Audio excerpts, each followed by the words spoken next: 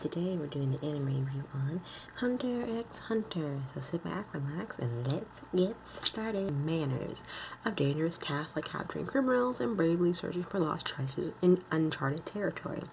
However, 12-year-old Gon Frescus is determined to become the best hunter possible in hopes of finding his father, who was a hunter himself, and long ago abandoned his young son. However, Gon soon realized the path to achieving his goal is far from the way to becoming an official hunter. Gon befriends the lively doctor in training, Leroy, and a vengeful Capria, and a rebellious ex-assassin, Kula, to attain their own goal. They are notorious for its low success rate and higher possibility of death. Throughout the journey, Gon and his embark on an adventure that puts them through many hardships, struggles, and they'll meet a plethora of monsters, all while learning what it means to truly mean to be a hunter. So basically, this is Kula. This is, where is he? That's Capria, like in the corner. It's the doctor right there. This is Monoro Hisiko. And these are other characters that I will not spoil for you, but let me find a better picture of the four I'm going to focus on here. So here are the four of them. In total, in Hunter x Hunter, there are 140 episodes. It began airing October 2nd, 2011, and ended airing 24th, 2014. It is action, adventure, fantasy, shogun, superpowers, and it's also based on a manga series and produced by Madhouse and licensed by Viz Media. Each episode is rated 23 minutes per episode, and it's also rated PG-13. And there are also a lot of side stories called Hunter x Hunter Movie 1, Phantom Rogue, Hunter x Hunter Movie 2 with The Last Mission. So, let's get into the nitty-gritty of things. When I first watched Hunter x Hunter, the thing that kind of was like intriguing to me as a whole was the lack of popularity surrounding Hunter x Hunter when it came out in 2011. Especially after catching up to it like a couple of years ago, like I would say around that when it came out during that time.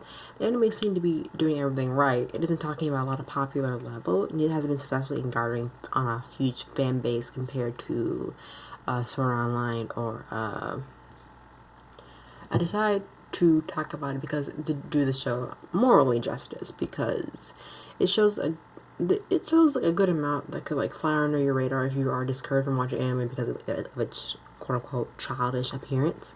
But when you think about the whole journey of this kid Gon trying to find his father, I think after learning that his father had left him at a young age to become a hunter, Gon decided to follow in his footsteps, not only to find him, but also to see what's so special about the profession that made his father choose it over him in the first place. Although a story of finding one's father is simple, it's the path that takes towards the end that makes the series truly special. Hunter x Hunter is made of several arcs that are extremely well written, which brings me to the best part of the series, the writing. Hunter x Hunter boasts one of the most fine writing in the world of shonen. The depth and the flow of the story entrails characterization, strong dialogue, and impressive world building are all crafted into a fantastic tale that can absorb the viewer into lengthy marathons. The amount of variety that is packed in Hunter x Hunter story is very impressive, successfully dabbling in several genres in 6 story arcs: tactical survival, fighting tournaments, crime thriller, virtual reality, war, and politics. But not only that, the series also undergoes basically specific tonal shifts with ease, light to dark, and vice versa. Sometimes these shifts in tone occurring of an arc ends, though other times it can even occur with mini arcs. Another thing about Hunter x Hunter is that the arcs are connected with one another. Each arc naturally follows the one before it, and this creates a natural transition that highlights what the series really is, a journey. As for pacing and development, these are excellent for the most part and very well paced. The series does a fantastic job to keep its viewers engaged. Time will fly by as you watch majority most of it, and each episode for you will find yourself breezing through the show. Excluding the 2 recap episodes, Hunter x Hunter has literally no filler episodes. Due to this, the story progression is solid with the plot moving forward with each episode. Intensely, Hunter x Hunter gives you a light-hearted impression. It gives up a good one. Not the kind of light-hearted that makes it easy to say this is childish and below me, but this is the kind that appeals to everyone. Hunter x Hunter gets off the classic charm children vibe that has been lost in recent years, and it does so with the head held up high. Eventually, the series takes a dark turn. Although most of Hunter x Hunter's arcs are light-hearted, both in the Yarkanu and the Chimera arc. These are two of the best, and Darkest Shonen has offered so far.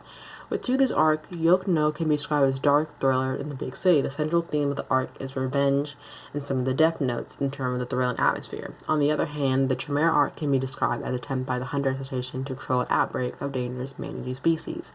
It's the darkest and the most theatrical powering of the series, I would have to say. Such as identifying human nature and survival of the fittest. The arc has drawn in comparison to Yui Yui Hatsuko Chapter Black for its center-like naturals, and similar to the Attack on Titans, where the protagonist experiences a strong sense of despair in the face of a vast superiority of hostile species. The series also undergoes major tonal shifts in the both arcs, and with the color palette, music, and atmosphere, and the amount of violence changing significantly. However, what sets the series apart from other animes, what I think as well, the main character fails more than he succeeds. Power based on emotion, willpower, and are non-existent, and finding the series radically different from other battle anime. The main protagonist is not really focus of every arc either. At certain points of the series, you could say that Gon has taken the more supportive role, especially during the last portion of the arcs, where he isn't given as much focus due to the grand scope of the story. The standard battles anime formula of the lose, train, win scenario is undermined. Although there is training, it doesn't always translate to victory, nor does it propel the protagonist over or to the same level as the main adversaries in terms of strength. For the most part, the protagonist assumes the underdog role, although they have incredible potential that they're still kids and who have a lot to learn. In the terms of storytelling, its unpredictable development are commonplace. One thing that continues to amaze me with the show is how it leads viewers into thinking that the story will progress in this direction, only to change course and arrive at a complete different outcome every time. A good example of this would be the series arc, which often ends in an anticlimactic manner. Basically, there's a lot of scenes and story development that you won't see coming because they defy controversial shoujin storytelling, are basically unpredictable in their own right, in a sense. So I think one thing the series unorthodox can also be seen in its fights, which are primarily cerebral.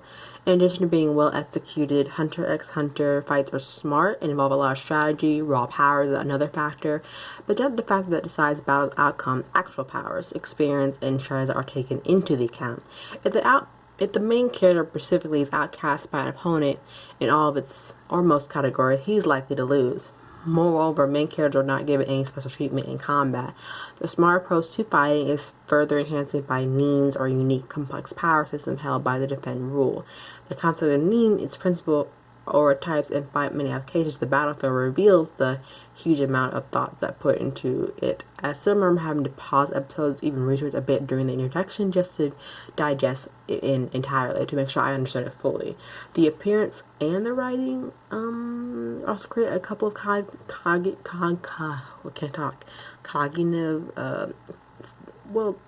to return the simplest look of the show, mentally complex with the brilliance of the unorthodox of its writing. Specifically, as a new viewer would delve into the deeper, they realize there's much more into show than a cover of art and synopsis that would suggest it in its own right, I would basically say. So, or expectation of the series being immature, simply generic, or progressively overturned as the show reveals its surprisingly underbelly. As for the sound, it has a line of great soundtracks and started off decent but got better as the series progressive.